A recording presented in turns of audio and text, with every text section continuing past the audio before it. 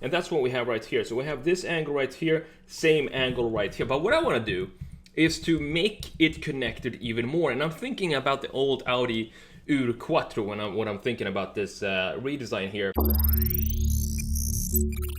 There is a new Audi RS3 out on the market, and I'm really excited about this car because this is one of my favorite RS models, and I want to talk about some of the spec and tech and then talk about this design here, which I think looks really good. I'm going to show you the front view, the side and the rear, and then also redesign the front end to just tweak it a little bit and see maybe we can make some improvements in the front end of this car. So this is the brand new RS3 based on the 2022 A3 sedan. It gets an increase of 7 horsepower and 15 pound-feet of torque over the previous generation, which brings the power up to 401 horses and 369 pound-feet of torque from the turbo 2.5 liter inline 5 engine. And you also have a new all-wheel drive system with torque vectoring. Now the 2022 RS3 will of course come here to the US, which we're all thankful for, but only in the sedan form. Europe will get the RS3 Sportback hatchback, but we don't get that here in the US, which is kind of a shame because I really want to see more performance hatchbacks here in the States. I think there is a market for them if we just allow them to come over here. I think they disappeared from the US when the hatchback market was such a boring place to be in. There were not really any cool cars, but now we have a lot of cool hatchbacks that I think we should relaunch that segment here in the US. And 401 horsepower in an RS3 hatchback right here, that would be sweet to have. Now Audi claims that the 0 to 60 sprint will take 3.8 seconds, but that's kind of in the conservative side because the previous generation RS3 did 0 to 60 in 3.4. So if the new one has more power and does 0 to 60 in 3.8 when the old one did it in 3.4, that means that they're probably very conservative with that number. And a 7-speed dual clutch automatic is standard, again, as with the previous generation. You also have variable exhausts that should give this RS3 a very nice sound. It's also wider than before. You can definitely see that if you look at the front view and compare the old to the new, and it's also lower by 0.4 inches compared to the S3. Audi hasn't mentioned any sort of pricing yet for the new RS3, but as usual, we think it might be a little bit more expensive, just a couple of grand more expensive than the outgoing model, which started at $57,195. Now, let's jump in to the design here and talk about the brand new RS3 in this beautiful green color, which is very like the definition of a green car. That would be this car right here.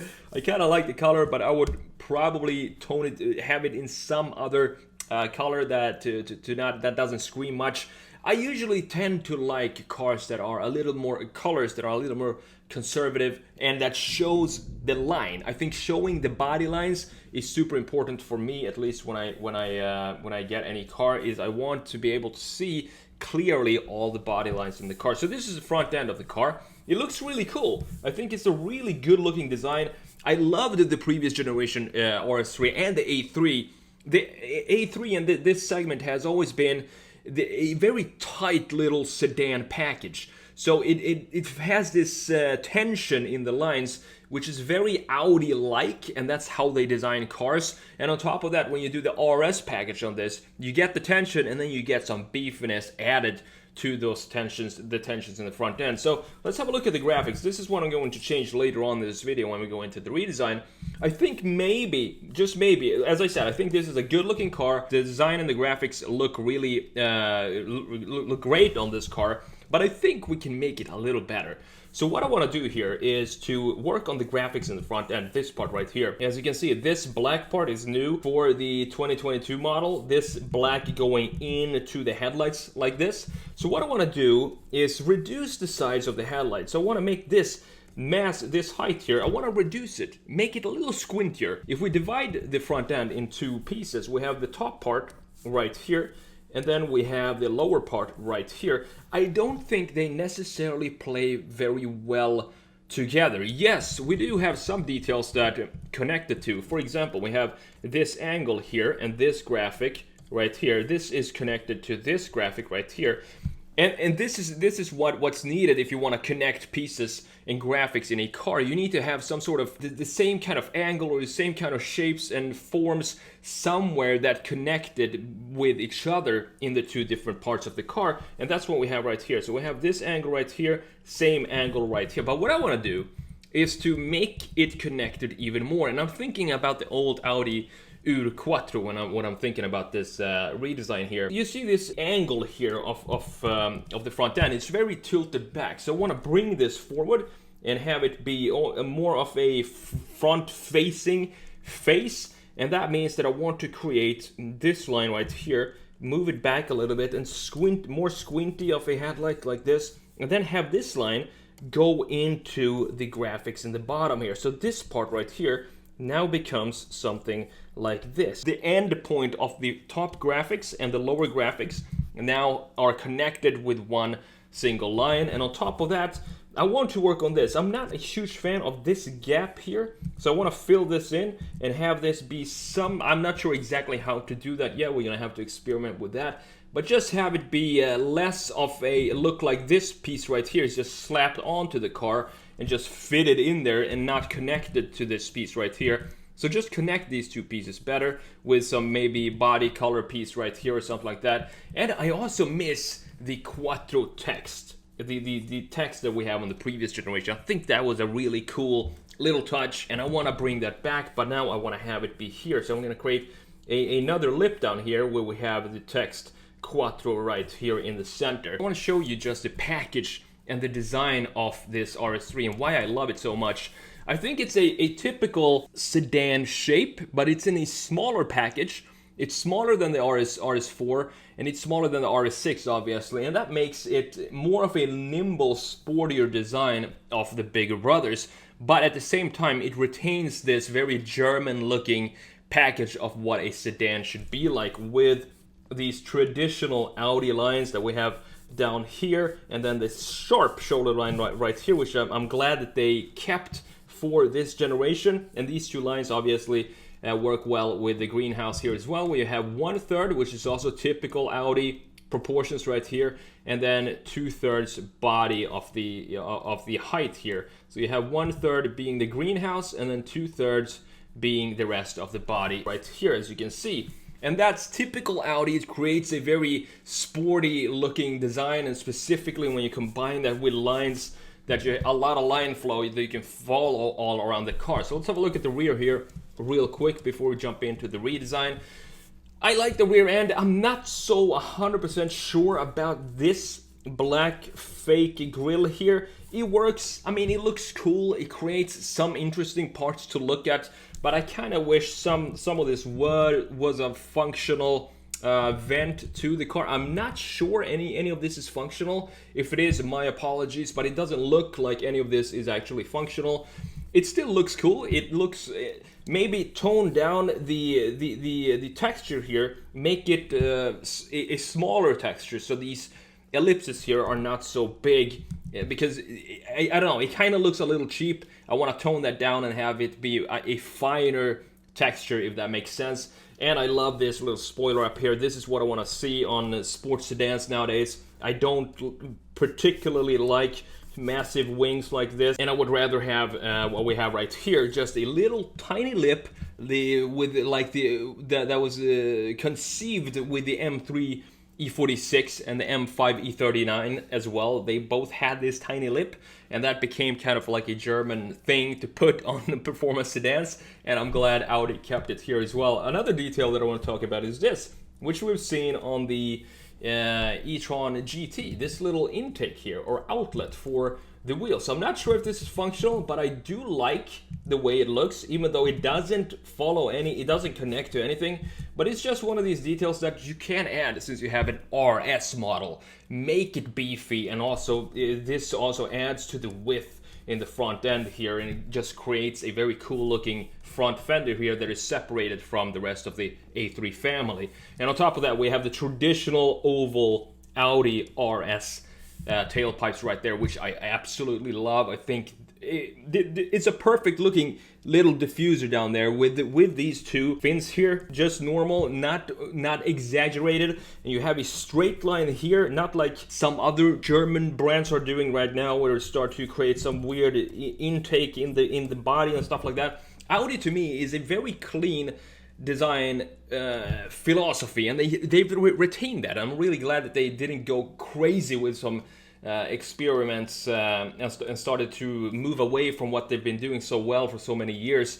You can still evolve while keeping your identity, and I think that's what Audi is doing well. They've always been a very high quality when it comes to the light design, and innovative when it comes to that department as well, and this RS3 is no different there. And you can see this sharp shoulder line right here, which I absolutely love, that I'm glad that they kept for the RS3. But with that said, let's jump in now and let's have a look at the front view and try to tweak it and see what we can come up with if we just make some small changes and make it a little more structured in the front end. So when I was redesigning this, as I said, I think the RS3 is a great looking car, but I think we can have some more connection between the lower parts and the top parts of the graphics, and it doesn't really have to be any major surgeries done to this car, just some continuation of the endpoints of the front of the top graphics and have that be in the same line as the bottom graphics. I think that will make a big difference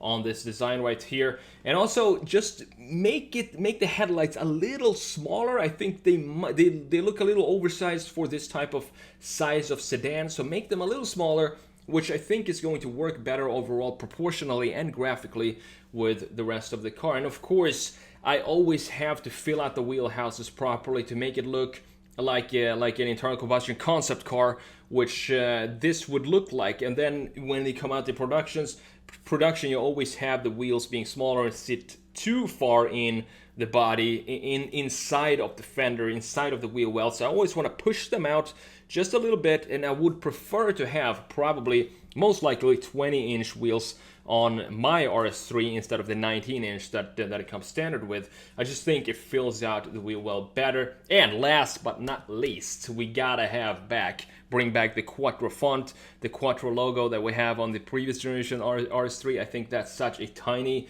detail, but it just brings back so many memories to the original Ur Quattro and the rally heritage that Audi has. It just makes sense to have that on the high performance models such as the RS3 here. But overall, I'm really excited about this car because this is probably the last little send-off from Audi when it comes to internal combustion engines.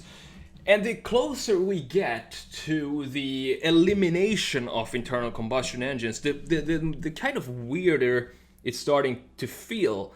And also the sadder it's. I get a little sad when I think about the deletion or the elimination of internal combustion engines, because I don't know. As I've said many times before specifically on my second channel, is there's really some nasty thunder here now. By the way, I don't know if you heard that, but what I've said before is I think EVs are great for commuter cars, which takes up about 90% of the car market today, I would say, or even more. It's just cars people use in the morning, wake up, go to work, park the car outside the office, and just automatically drive back and forth, go get some groceries and stuff like that. For those kind of purposes, EVs are the best. You should.